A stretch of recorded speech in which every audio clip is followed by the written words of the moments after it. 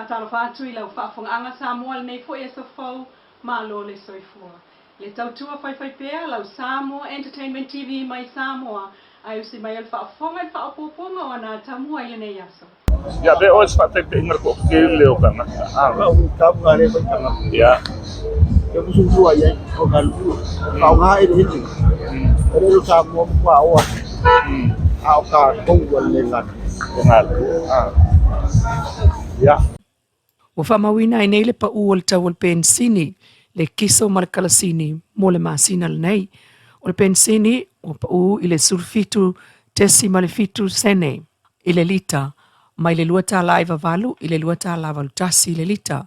O le kiso, pa ua le lua tasi tesi ma le lua sene, I le lita, mai le tolu tā la valu sene, I le lua tā la valu fitu sene I le lita. Ai le kalasini, o pa ua le sfuluono tesi ma le iwa sene I le lita, ma le lua tala no valu I lua tala lima tasi lita. O tau o le swau mo le masina neo Novema, o lo o whaatulanga mai. I le tau o le swau I Singapore le masina o se te malua o lo wha. O tau ai le vau Isala Elum Palestina, whapea Ukraine Malusia, sa valo I ai le au whaasalalau le ono a fiai. O le tufatufaina o lo tau swau, peita I le I wha amaunia ia whaasalaunga. O le pa ua le tau mo swau eli, ele I wha amamaina, ma swau ua mai ona wha mama, ona o le malosi wha fuase I o le tamau ai ngā saina.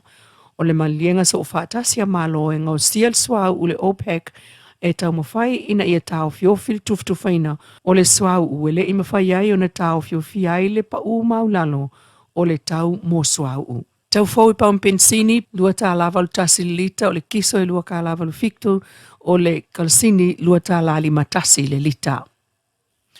Ai o le tala tuli lolo na lima mai le komiti faufautua o a fianga o ngā taifale le Marine Pollution Advisory Committee, le MPAC, ona o le waa ngā taifale a New Zealand, le mana wa nui talo mai na nafi tolu tasi o kitopa lo o lo wha.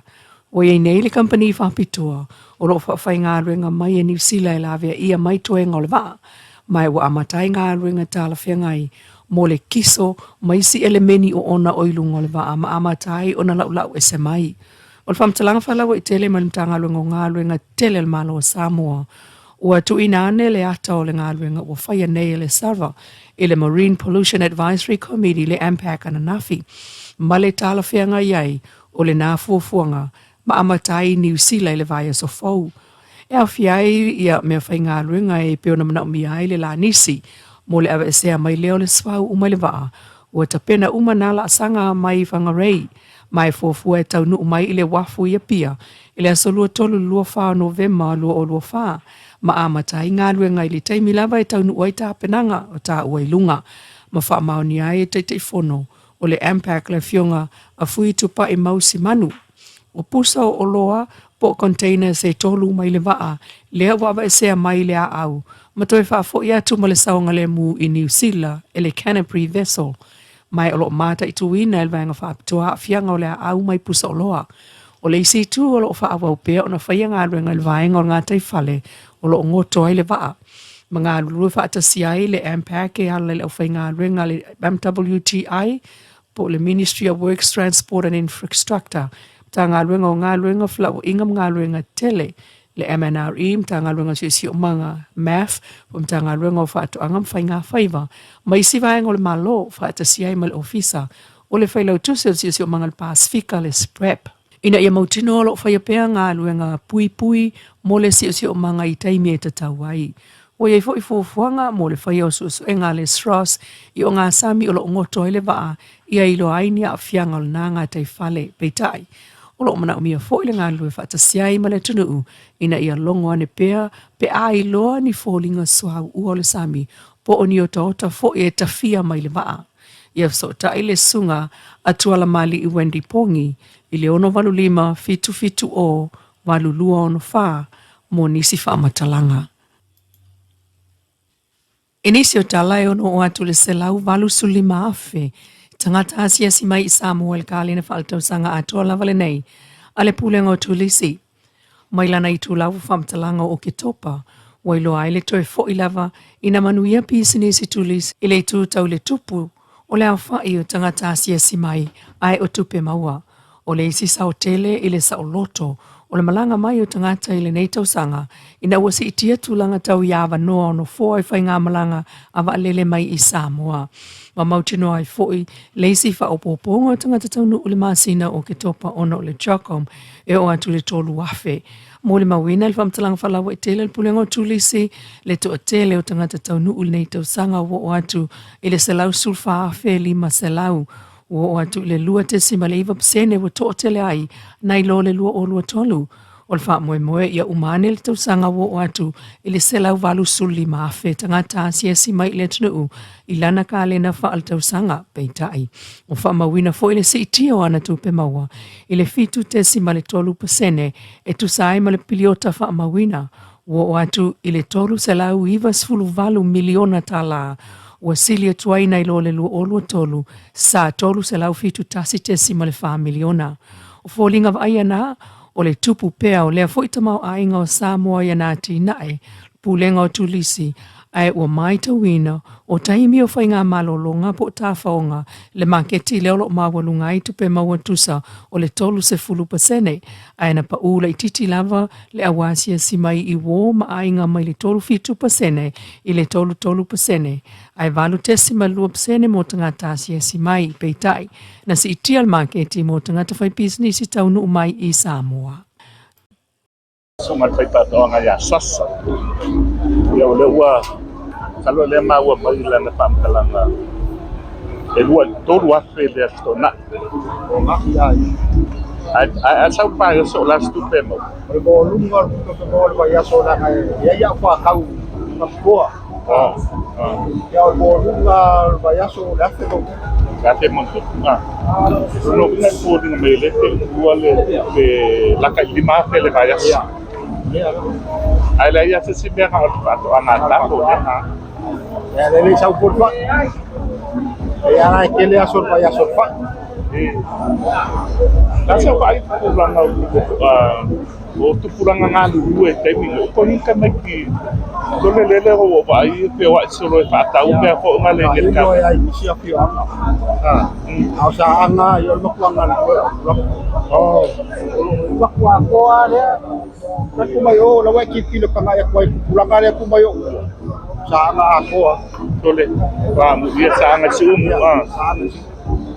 pe sana me o le pa pe ai si pio anga ma ko e lu ya vai ma malu pu na kai ko wase sin e ai lu ya ka pe o de ai mi ni si ka banga pa ma lo la ko ka sanga kan mata le ko ka ka ka de la o se le lo ngai pasi la lo la pa na ya Chao cái cái cũng số của cả vào được phạt cầu hóa ra đây cả mà của cả vào đây kiểu cái gì phạt cầu cầu ở cả vào đây phá ya ở cầu ở cả vào đây đi maf ya cầu là po ala ngala lu pa cầu là chỉ kira sa của cái gì cũng phải vào cầu ya phải ya ngay về phần lốc của ole au ta ta no ma ko le ai ko tele mai mo ba ele no ta sa mo ngi au pa ko le ole ma fa nga o le ma so i ko le ole o ma ka ma ai nga le ka ko ele de po io ta to dima o ka ko wa le ngalu o le ngalu au le o sa mo au le o le ngi sa mo I kala ia tambe o makita sa mo wa ko bonge alo ke ba kungi le o ngi sa pa ke le ale ile o ngi sa mo la uya kala ngale ile o ngi sa okay do de fa ka ngol kalu de fa mi ka ko ki ko sa mo ni ke le ki ko sa okay do fa ka ngol ka kol kalu apa do ka ngala po e ki ka ya ko yo ba le ke lo ba le ma le wa ma fa wala che wai ma sangi ko iwa na le fai sok sama temu ya eso me ka ya quiero que mato maki pasamo ai de maki pasamo ele o makita ele o nge ko okay lo pa ka ugol ka lo para pa ka ugol ha be ai ya wa ko ke la ai ngo ne ngo ko ka langa ya o le fa ka mo ya ngau ke no ye lo ma ko sa de maki que le pot kupela sa pa fu que lo que ya wa que le se lutai dau sis la mai sa mo le so wa que le tau mai ni tama o wa le o se so fa ka o ko fa ka ko fi ko pa no ele se so fa ka o fi o piki pu ya ka fi o manga oh de ko ke pa ma fa mo ba te ni ko ka pa que ni por ka ola po ola le ko ke le ko ke pa ma ya na ko pa malo tatu wala tan sa mo te mi ti wa ka u ke le ya ke tai mi pa pe nei mal pe ta anga ele tin ngau ele po po le tulanga wa ye po le no pa po ma la po ke ola pa ai alem pa na pa po ole ngir kat le ngir kat ke de ni si anga la uma u mo na na pa pa tek ai ole la u mo le so ole ta ki la pa nga le o wala pa il pa to anga ko lo le umpa o magu no mo o kat ko me le ke sa ngo ma ya pa malo do paipa ya be o sa te ngar ko ke le o kana ka ga le pa ka ya ke mu su wa ye o ka lu ka nga e ni ele lu sa mo kwa o a o ka ko wa le ngat ngal ya pero stay ya pa wa le ako ko ya ska yo sa ko fa ya kan ka ga ko le fa le o ye le tong nu mai le si bang ele mo se fa yo ma wa u pa sa u ya so fa Whaftaila whaafonga le tautua whaiwhai pēa le Samoa Entertainment TV mai Samoa i le nei fo i tūla mana tamua. Whaftai fo i le Wendy's design o lo i funga lei mo le ofu mātango fie ai whaasoi fo ia.